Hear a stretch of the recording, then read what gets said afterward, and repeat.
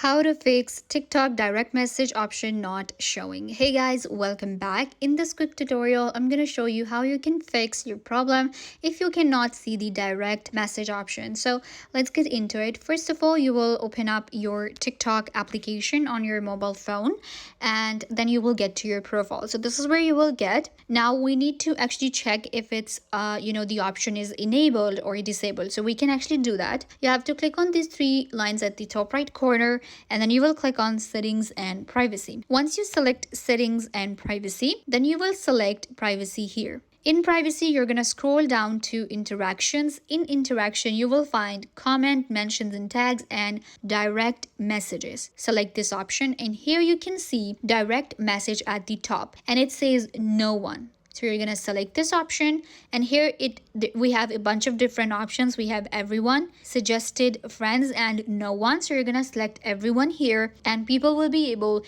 to see the direct message option on your profile. So you can see this is the option. Click on everyone and now anyone can direct message you on TikTok and the option will be available. This is how you fix your direct message option on TikTok. I hope that I was a big help. Don't forget to give this video a big thumbs up, leave a comment down below, turn on bell notification and subscribe to YouTube channel.